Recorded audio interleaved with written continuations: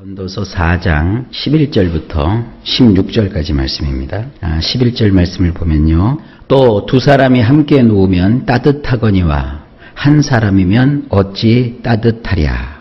원문을 보면 이렇습니다.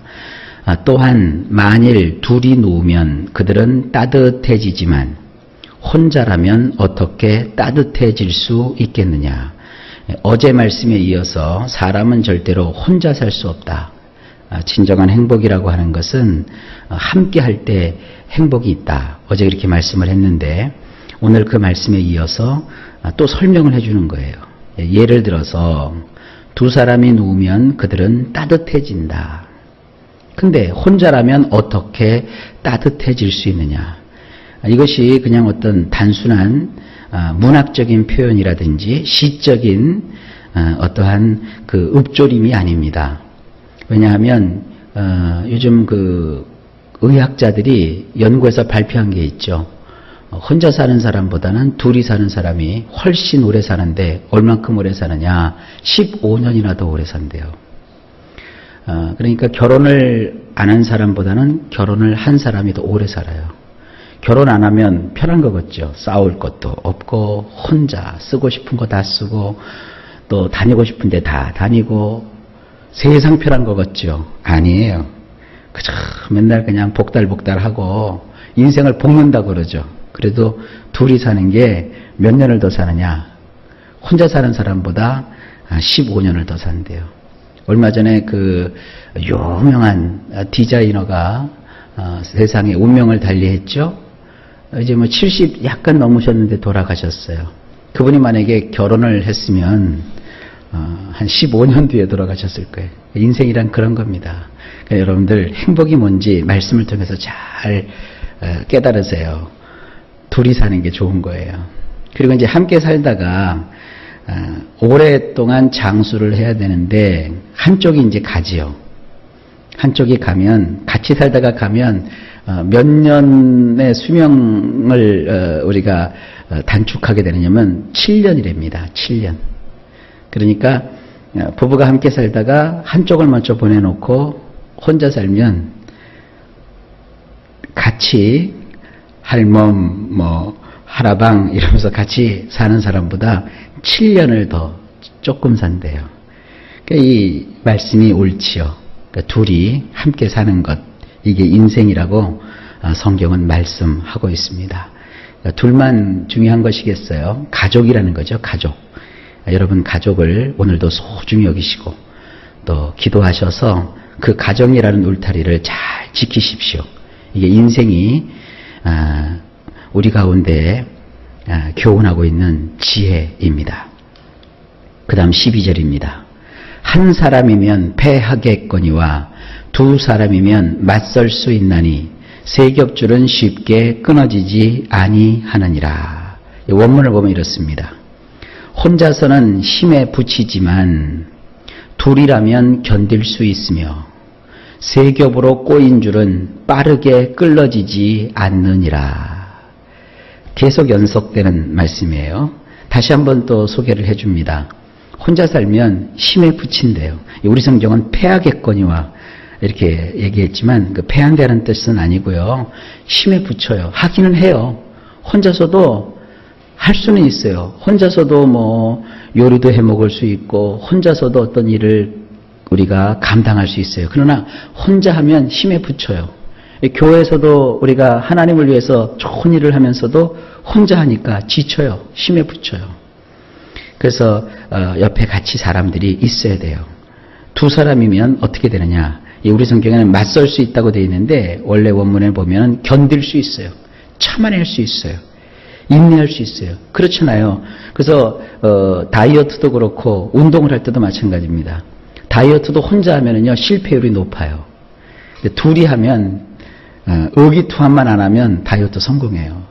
둘이서 야 오늘은 한 번 더 먹자 이러면 이제 망치는 거고 두 사람이 서로 이제 격려하는 거예요. 야 우리 좀 참아야지. 이거 몇 주 뒤면 몇 킬로가 빠지는데 우리 더 열심히 하자. 이렇게 하는 거죠.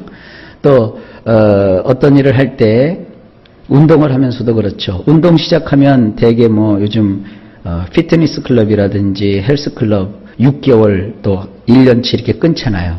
근데 혼자 하게 되면 보통 2주, 3주 다니다가 다 끝난대요. 그런데 한 달 제끼고 나면 두 번째 달에는 미안해서 못 가고 세 번째 달에는 돈이 아깝지만 잊고서 그냥 에이 관두자 이래요.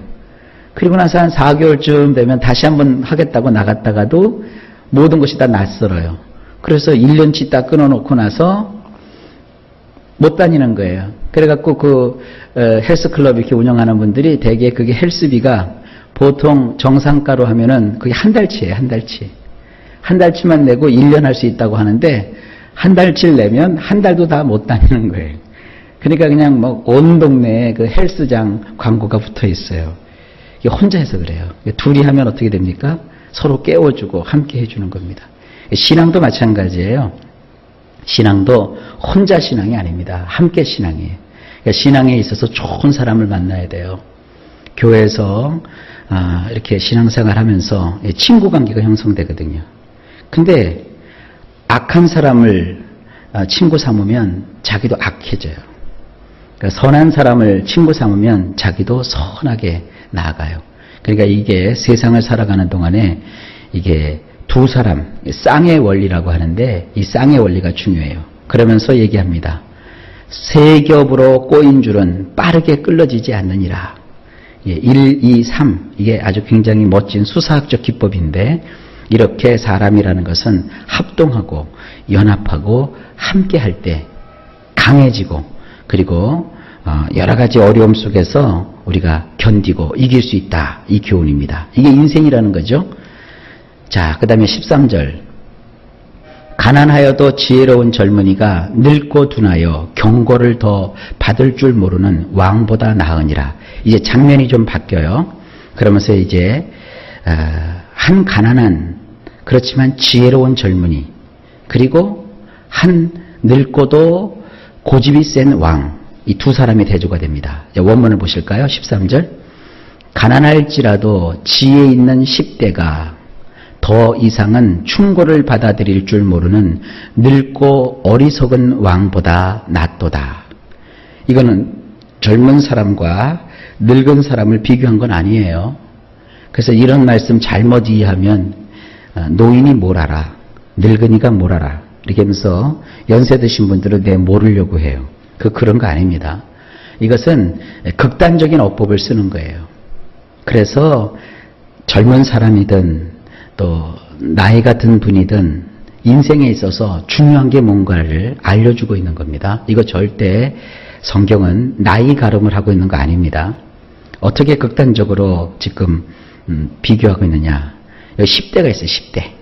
10대는 이제 뭐라고 할까요? 아직 솜털도 벗지 않은 나이예요. 아주 연약한 10대. 여기는 또 늙은 분이 있어요. 오래 인생을 살아서 나이가 많고 아주 연륜이 쌓여있는 한 노인이 계세요. 둘을 비교하는 거예요. 10대는 가난해요. 가난하고 그렇지만 그는 지혜가 있어요. 근데 이 노인은 왕이에요. 왕이면 최고 아닙니까? 그러니까 자기 나름대로 분야에서 성공한 사람이에요. 근데 오랜 세월을 지나는 동안에 이 사람은 자기만의 어떤 세계가 구축이 되었어요. 그래서 어떤 사람이 그에게 뭐를 얘기해도 다른 사람들의 충고는 절대로 받아들이질 않아요. 자기가 최고고 자기가 모든 걸 알고 있고 자기가 모든 걸 나서야 되고 이런 아주 완고한 노인이에요. 그런데 성경은 말합니다. 가난할지라도 지혜 있는 10대가 더 이상은 충고를 받아들일 줄 모르는 늙고 어리석은 왕보다 더 낫도다. 이 낫다는 말이요. 원문에는 토부라고 되어 있어요. 이 토부라는 말은 좋다, 행복하다, 뛰어나다, 우수하다, 이런 뜻을 갖고 있는 단어인데 바로 자기 경륜만 앞세우고 자기 지식만 가지고 다른 사람의 충고나 조언은 들으려고 하지 않는 이런 자보다 차라리 가진 것도 없고 어릴지라도 이렇게 지혜로운 자가 훨씬 낫다 이런 겁니다. 이렇게 어떤 그 학습 현장이나 배움의 장소에 가보면 젊은 사람만 배우는 거 아닙니다. 이게 늙고 또 나이가 들어서도 끊임없이 배우는 사람들이 있어요. 끊임없이. 가끔 이렇게 대중교통을 이용하다 보면 연세가 지긋하신 분인데 젊은 사람들만 쓰고 있는 조그만 그 스마트폰, 뭐 아이폰이라든지 이런 것만 가지시, 그런 걸 가지고 막 하시더라고요. 아주 신기해서 이렇게 보미는데, 나이가 꽤 드셨어요. 근데도 그걸 해요. 근데 어떤 분들은 되게 이제 나이가 들면, 나는 이제 배울 게 하나도 없어. 내 인생은 다 끝났어. 이런 분이 있고, 어떤 분은 연세가 들었는데도 내가 목숨 붙어 있는 동안에 끝도 없이 배운다. 내가 계속 배운다. 자기 개발 하시는 분들이 있어요. 그래서 저는 여러분들 모두가, 이제 뭐 노인네가 뭐 이제 내 인생 다 살았는데 안 그랬으면 좋겠어요. 계속 배우고 노력하고 자꾸 열심히 더 자기 개발을 하는 그런 인생을 살아가시기를 바랍니다. 이게 성경의 교훈이에요. 자, 그 다음에 14절. 그는 자기 나라에서 가난하게 태어났을지라도 감옥에서 나와 왕이 되었음이니라. 제가요, 원문으로 성경을 보기 전에는 이 14절 말씀이 이해가 안 됐어요. 이게 도대체 무슨 말이냐. 그러니까 이제 원문으로 안 보고 이걸 영어 성경으로 또 봤어요. 영어 성경도 번역을 이런 식으로 해놨기 때문에 도통 이게 무슨 말인지 몰라요. 자, 우리 성경을 한번 여러분 이해를 해보세요. 그는, 14절에 보니까 그는이라고 하니까 13절에 10대인가 아니면 왕인가 이 두 사람이 나오잖아요. 이 그가 가르치는 것이 뭘까? 자기 나라에서 가난하게 태어났을지라도 감옥에서 나와서 왕이 되었다? 그러면 13절에 보면 늙고 다른 사람 충고를 받지 않는 그 왕인가? 근데 왜 14절에서는 왜 그를 긍정적으로 이렇게 표현을 했을까? 그러면 13절에 나오는 10대인가? 10대는 비록 가난하게 태어났을지라도 나중에 왕이 되었다는 얘기인가? 10대가 감옥을 갔다 왔어? 이게 도대체 뭔가? 이해가 안 가는 거예요. 보통 분들은 이 성경 보고 이런 이해 안 가는 부분이 있으면 그냥 대충 넘어가는데, 저는 이런 게 마음에 걸려요. 그런데 시브리 원문으로 보니까 아니에요. 어려운 말이 아니에요. 아주 쉬운 말이에요. 한번 보십시다. 이 대꾸법이라고 해서 두 가지 문장이 이렇게 병렬로 나와 있어요. 이 시브리 원문에 보면 왜냐하면 이렇게 돼 있어요. 그래서 하나는 10대, 13절에 나오는 10대에 대해서 얘기하고 있고 또 하나는 거기에 왕에 대해서 얘기하고 있는 거예요. 그러니까 10대가 왜 가난하지만 지혜롭고 그가 늙고 남의 말을 듣지 않는 왕보다 낫다고 했는가? 그리고 왜 그 늙고 다른 사람 말을 듣지 않는 왕은 이 10대보다도 못하다고 했을까? 설명을 지금 하고 있는 겁니다. 한번 들어보세요. 왜냐하면 그는 갇힌 자들의 집에서 나와서 왕이 되기에 이르렀음이며, 왜냐하면 같은 방식으로 그는 왕권을 행사하면서도 궁핍함을 산출할 뿐이니라. 왜 10대일지라도 지혜로운 자가 나이도 많이 들었지만 남의 말을 듣지 않는 왕보다 나으냐? 왜냐하면 그는, 그 10대는 원래는 그는 갇힌 자들의 집에서 태어났어요. 그러니까 별 볼 것이 없죠. 이 갇힌 자라는 것은 꼭 감옥에 갔다는 얘기가 아니라 포로가 되었다. 포로가 되었다 이런 뜻이에요. 아마도 뭐 전쟁 포로로 끌려온 자일 수도 있어요. 근데 그런 자가 그 태생이 별로 좋지 않은데 거기에서 그는 잘 그 지혜로 자라서 뭐가 되느냐? 왕이 돼요. 왕이. 근데 반면에 그 늙고 남의 말을 듣지 않는 왕은 마찬가지로 얘기해서 왕권을 행사해요. 왕이니까. 왕의 권세를 행사하는데 결국은 나라를 행복하게 하는 게 아니라 온 백성들을 가난하게 만들고 자기 스스로도 궁핍함만 만들고 있어요. 그러니까 정책을 펼치면 그 정책에 의해서 나라가 발전해야 되는데 펼치는 정책마다 다 실패하는 거예요. 그러니까 그냥 백성과 국민들이 다 도탄에 빠지는 거예요.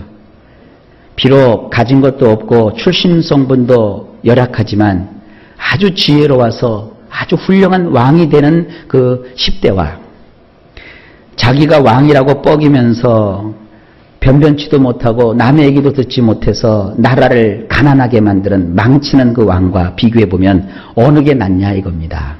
이해가 되시죠? 자, 이제 15절로 넘어갑시다. 내가 본즉 해 아래에서 다니는 인생들이 왕의 다음 자리에 있다가 왕을 대신하여 일어난 젊은이와 함께 있고, 원문을 보면 이렇습니다. 내가 태양 아래에서 이리저리 다니며 삶을 사는 모든 이들을 살펴보니 그를 대신하여 옹립된 2인자인 그 10대와 함께 있도다. 자, 이건 무슨 뜻이냐면 그가 이제 그런 그 정황을 설명해 놓고 이 태양 아래에서 사람들이 이리저리 다니며 삶을 살죠. 굉장히 삶을 사는데 분주하죠. 근데 그 사람들을 잘 살펴보니까 어떤 사람을 대신하여 그 자리를 차지한 그 2인자가 젊고 어린 그 10대예요. 그런데도 그 젊고 어린 10대에 사람들이 우르르 몰려서 그를 이제 따라가요. 이게 사람이 말이죠. 어떤 자리에 앉아있을 때가 좋은 거지 그 자리를 물려나고 나면 봐라 저놈이 저 때는 옛날에는 직접만 하더라도 무슨 크고 작은 일이 있으면 나한테 와서 결제를 받고 나한테 상의하고 그랬는데 새파랗게 젊은 놈이 이제 내 뒤를 이어서 그 자리에 있더니 그쪽으로 다 가는 거예요. 그 얼마나 쓸쓸한지 몰라요. 예, 가끔 저도 젊지만 젊은 사람들이 이해하지 못하는 게 있어요. 아유, 빨리 저 사람 없어져야 돼. 저 사람 빨리 없어져야 돼. 그렇게 할 필요 없어요. 세월이요, 그 사람을 권자에서 물러가게 하는 거예요. 이 개혁이라고 하는 거, 세상을 바꾼다는 것은요, 윗대가리를 갈아치운다고 세상이 달라지지 않아요. 세월 속에서 자기의 시대가 와요. 자기의 시대가. 자기의 시대가 되었을 때 자기는 그 선배들이 하지 않았던, 선배들이 못했던 그 일을 하면 세상이 달라지는 거예요. 근데 젊을 때는 우리 선배들이 나라를 망쳤다, 잘못했다 해놓고 나서 그 사람들을 억지로 끌어내려요. 그리고 자기가 그 자리에 올라가 갖고는 결국 선배들이 했던 그 일을 그대로 해요. 우리나라도 그러잖아요. 무슨 여의도에 무슨 큰 의사당이 있는데 거기만 들어가면 다 그놈이 그놈이라고. 그런 일을 세상 사람들이 한다고요. 이게 지금 사람들만 하는 게 아니고 우리나라 사람들만 하는 얘기가 아니라 성경에 보니까 이 코엘레트라고 하는 전도자가 보니까 세상이 그렇다는 거예요. 그러니까 경륜을 가졌다고 거기 모이는 게 아니라 자리가 그 사람을 높여주는 거예요. 이런 그 인생의 어떻게 보면 비리들, 인생의 이치를 지금 말하고 있습니다. 자, 마지막으로 16절을 보실까요? 그의 치리를 받는 모든 백성들이 무수하였을지라도 후에 오는 자들은 그를 기뻐하지 아니하리니 이것도 헛되어 바람을 잡는 것이로다. 자, 원문을 보시면 이렇습니다. 끝이 없는 그 모든 백성들, 그들의 앞에 있던 모든 이들, 더욱이 뒤에 오는 자들도 그를 즐거워하지 아니하리니 실로 이것 또한 헤벨이니 바람을 갈망하는 것이로다. 자, 10대로서 가난한 집안 출신, 사로잡힌 자 집안 출신인 그 10대가 지혜로워서 왕이 됐다. 원래 왕으로 태어나서 나라를 다스렸는데 이 왕은 통치를 잘못해서 백성들을 도탄에 빠뜨리고 가난한 가운데 있다. 이 지혜로운 10대 젊은 왕이 나이 들고 고집센 이 늙은 왕보다는 행복하고 낫다. 그러나 내가 보니까 낫다고 해도 그게 다 나은 게 아니더라. 끝도 없는 그 모든 백성들, 아주 그냥 숫자가 끝도 없는 그 백성들, 이 현재죠. 그리고 그들 앞에 있던 모든 사람들, 옛날 그 백성들, 그리고 뒤를 이어서 오게 되는 미래의 백성들도 10대가 왕이 되었던 고집센 그 지혜롭지 못한 왕이 되었던 어차피 그 위정자들을 어떻게 한다? 그들이 즐거워하지 않아요. 그러니까 이것을 보니까 이것이 다 헤벨이래요. 바람을 갈망하는 것이래요. 이 어떤 세상 정치와 세상 흐름에 대해서 얘기하고 있는 거예요. 이 세상 달라지기를 기다리지 마세요. 이 세상 안 달라져요. 세상이 획기적으로 뭐가 이렇게 바뀌고 그러지 않아요. 오직 이 정치에도 또 세상의 어떠한 지도자에게도 희망을 걸지 마세요. 그저 우리는 맡겨진 삶에 최선을 다하며 하나님을 바라고 사는 거예요. 이 전도서 전체의 흐름이 뭐냐면 한 가지 결론을 향해서 쭉 달리고 있어요. 정치, 그것도 헛된 거예요. 세상 사람들을 바라는 거, 그것도 헛된 거예요. 그저 우리의 인생에 있어서 가치가 있는 것은 뭐냐? 하나님이시고, 그리고 그 하나님을 위해서 내가 하루하루를 살아가는 것, 그거 외에는 우리가 붙잡을 것이 없습니다. 나머지는 다 헤벨이에요. 덧없는 거예요. 의미가 없는 거예요. 그것은 바람을 기다리는 것과 같은 거예요. 여러분, 우리는 바람을 쫓는 지혜 없는 자가 되지 마시고 오직 하나님만 바라보는 지혜로운 성도들이 되시기를 예수님의 이름으로 간절히 축복합니다. 자, 오늘도 하루가 시작되었습니다. 일마다 때마다 주께서 평강을 주시고 범사에 형통하게 인도하시기를 예수님의 이름으로 간절히 축복합니다.